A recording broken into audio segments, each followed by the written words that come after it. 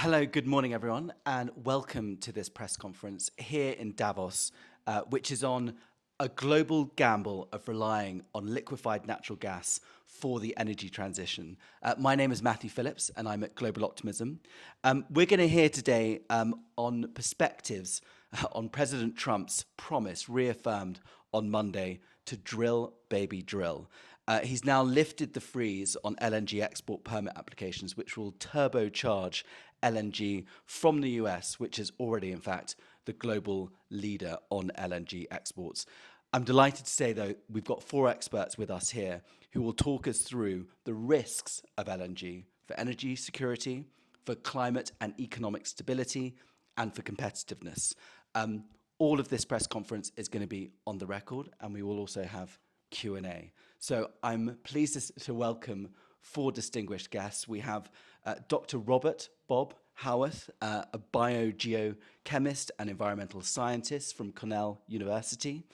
We have Sam Reynolds, research lead with the Institute for Energy, Economics and Financial Analysis at IEEFA. We have Vivek Parekh, program manager of fossil fuels with Influence Map, and Luisa Neubauer, who's been at the forefront of climate activism. So welcome all of you. Bob, if I could start with you on the climate risks of all of this. Let's start with the science. Bob. Excellent, thank you. It's great to be here today. Let's start with the climate perspective. Climate change is real. Last year is the warmest year ever in human history. Last decade's the warmest ever. And nations of the world came together a little under 10 years ago now in Paris for COP21 and agreed that we need to try to keep the planet below 1.5 degrees Celsius from the pre-industrial baseline, recognizing that 2 degrees was a serious problem. We are now right on the verge of hitting that 1.5 degrees. 2 degrees is just a few decades off at current rates. If we reach those temperatures of particularly 2 degrees, the risks of catastrophic climate disruption are just immense. So what's the solution? You know, the scientific community is nearly unanimous in that climate change is driven by fossil fuel use, and the solution is to move away from fossil fuels. So we need a world that's largely free of fossil fuels by 2050. We need to cut our emissions from fossil fuels in half within the next 10 years by 2035. So where does liquefied natural gas come into that? Liquefied natural gas has the largest climate impact of any fossil fuel on Earth. And let's start with a little bit of background. Industry likes to talk about gas in general as a transition fuel or a bridge fuel, and they've carried that language forward to liquefied natural gas. There's an element of truth in it in terms of natural gas. The carbon dioxide emissions when you burn natural gas to get the same amount of energy are less than from coal. But that's a misleading part of the narrative. If you look at the total greenhouse gas emissions, including the carbon dioxide that's involved for the energy you use to develop the fuels, and including methane emissions, then the balance between coal and regular natural gas is more or less equal. Methane emissions are far higher from natural gas than from coal. That takes us to liquefied natural gas. And what is liquefied natural gas? We're taking natural gas, we supercool it to liquid form. That takes energy. The industry burns gas to do that, high emissions associated with that, large methane emissions associated with that. Then you put it on specially built tankers, transport it across the ocean. That takes energy too. They're burning more gas with even more emissions. So when you add that all up, both for carbon dioxide emissions and methane, and you put in the totality, the greenhouse gas footprint of liquefied natural gas is around a third worse than either coal or regular natural gas. It is absolutely the worst one. So it's not a transition fuel. It's not a bridge fuel. It's a climate disaster. Thank you. Thank you so much, Bob, for giving us that kind of science and climate background to this. I'd like to actually move on to you, Sam. Maybe you could introduce us to the kind of the economic risks of this, and particularly what it means for emerging markets and developing economies. Sam, over to you. Sure, thank you so much. And so Bob just talked about how LNG doesn't make any sense from a climate perspective. Well, LNG makes even less sense from an economic perspective, make no mistake, based on dollars and cents, LNG is simply uncompetitive with renewable energy technologies. It's unreliable compared to domestically sourced low-cost renewables, and it is simply not displacing coal in many of the emerging markets that are major players or major targets for LNG growth. So despite what the industry is saying, relying on LNG is a pathway to energy insecurity, not energy security. And that for those reasons, some of the largest markets in the world, namely Europe, Japan, and South Korea, which combined account for half of the global LNG market today, are rapidly reducing their reliance on this fuel. And instead, what the industry is trying to do is search for buyers in emerging markets, making the case that LNG is clean, affordable, and reliable. Now, it's absolutely not. To put some numbers on this, electricity generated from LNG can be up to 5 times more expensive than some of the renewable energy prices that we're seeing in emerging markets. Markets like Cambodia, markets with really underdeveloped infrastructure, are still seeing very cost competitive renewables prices compared to LNG. Now, on the reliability angle, relying on LNG produced in one country, shipped halfway around the world, and regasified in the importing market simply does not make sense in an increasingly geopolitically uncertain world and a world facing increasingly severe climate disasters. Just as an example, the Philippines is expected to be one of the largest new buyers of LNG. From the month of October to November of last year, the Philippines experienced seven tropical cyclones in 1 month, right? Now, some of this infrastructure for LNG can't operate in a moderate breeze, in wind speeds of up to 13 meters per second. So the idea that they're going to jump fully on board with this simply does not make any sense.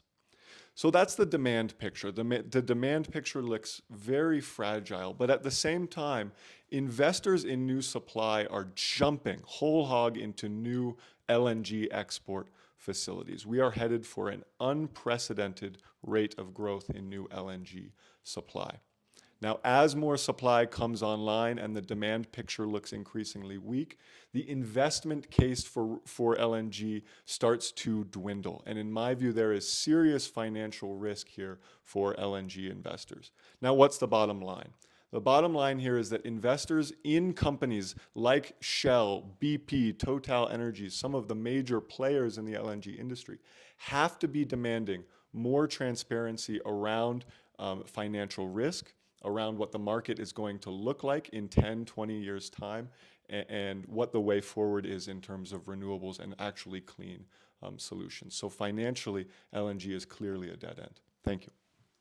Thank you so much, Sam. So we've now heard the economic risks, we've heard the science, the climate risks, of basically the nonsense that this is being touted as a bridge fuel.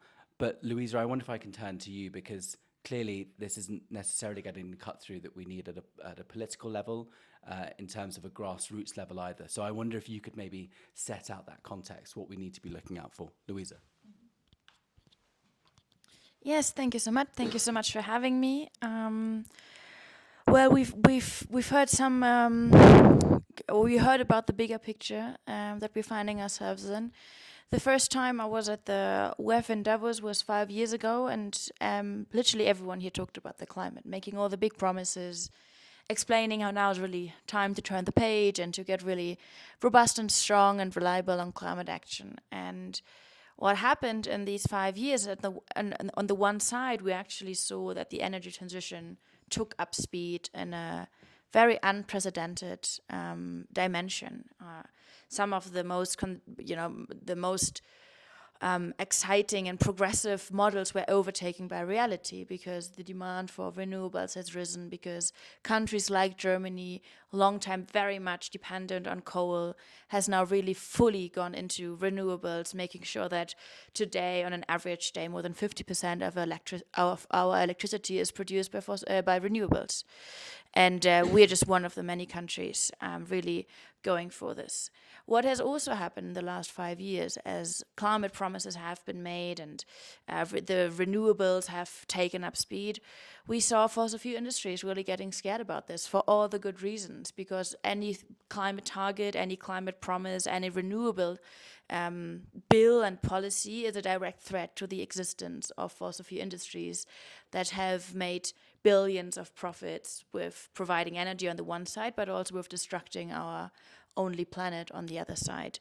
And what is happening now is very clear, is that this scared economy is fighting back. The fossil fuels are really fighting back with no dignity, no respect for anyone or anything, putting out lies and stories out there how an energy transition can apparently go faster and, get stronger through so-called LNG, which is just another term for natural gas, for fossil fuel gas.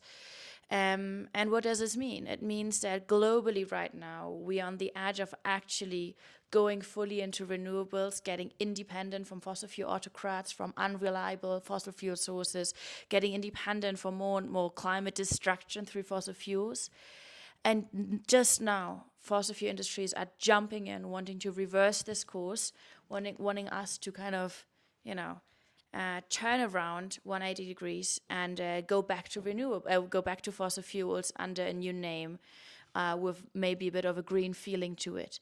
And this is hugely dangerous. I think it's crucial to understand the industry, this industry dynamic right now as a strategy to save an industry that is doomed to go down eventually. That is the future of fossil fuels isn't there. This industry wants to save itself, no one else, and does this to any price.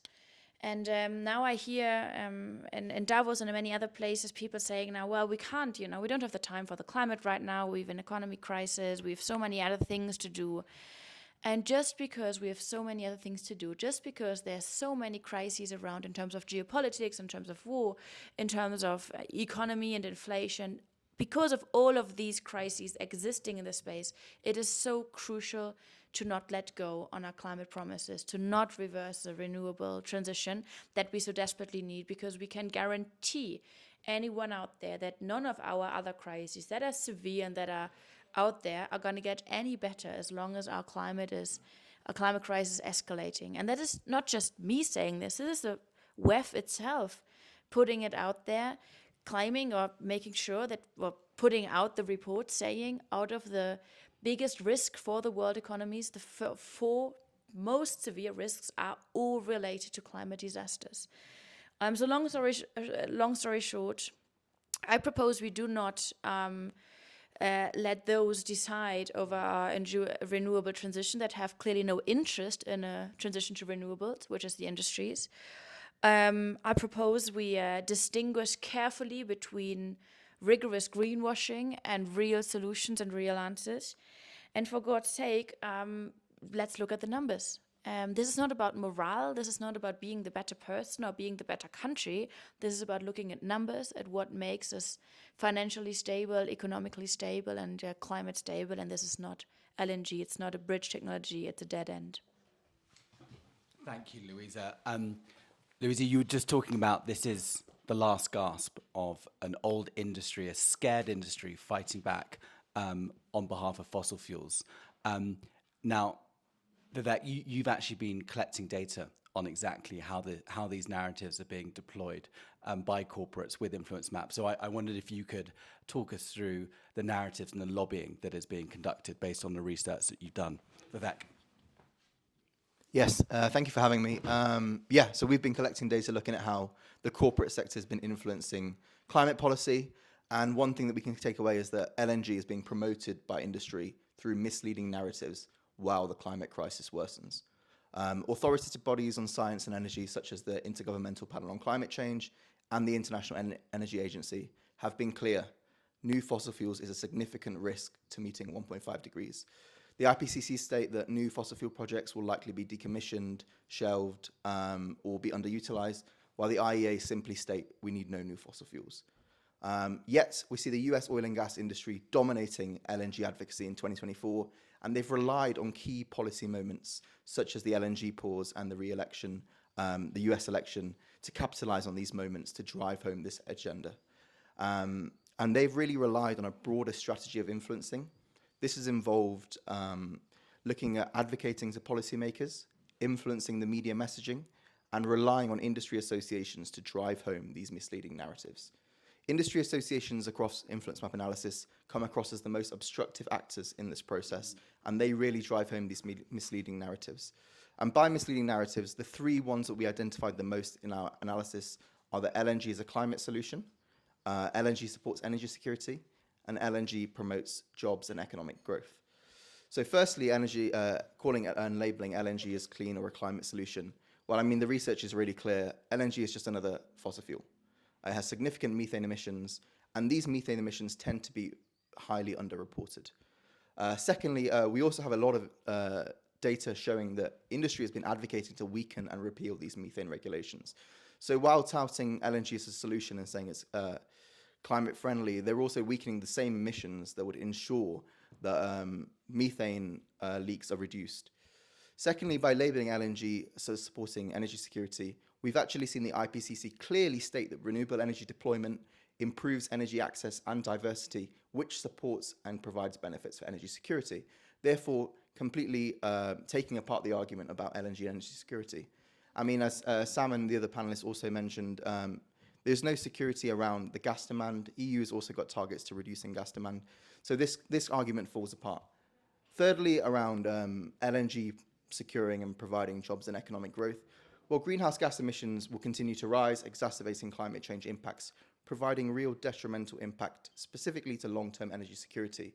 In fact, the IPCC also state for developing countries that fossil fuel revenue streams will be severely impacted and their economic impacts as oil and gas demand declines through the energy transition. And to add to this, renewable energy deployment creates significant job opportunities globally across the market. And we've started to see agencies taking on these narratives. Advertising regulators in the UK and Canada have started banning adverts labeling LNG as clean or low emissions. So it clearly shows that action can be taken. What I'd like to also say is that negative industry have dominated the advocacy, and positive climate corporations have an opportunity here to ensure that supportive voices for the energy transition are not drowned out. Secondly, corporations can also look and assess their memberships to these obstructive industry associations and really need to truly assess whether their positions are aligned with 1.5 degrees. I think with these two measures, it would be crucial to form science-aligned policy that keeps us within 1.5 degrees. Thank you. Thank you, Vivek. I mean, huge thanks to everyone, Bob, on obviously laying out why the scientific case for why LNG is just the worst of all fossil fuels. Sam, to you in terms of the volatility that this is going to cause for the economy. Luisa, obviously the imperative that this has all the hallmarks of a dying industry, and then Vivek just on the misleading narratives that are being actually deployed by these corporations. So thank you for joining us. Hopefully that sets out the case for why this is a massive gamble for the energy transition. That's goodbye here from WEF. Thank you. Thank you. Thank you.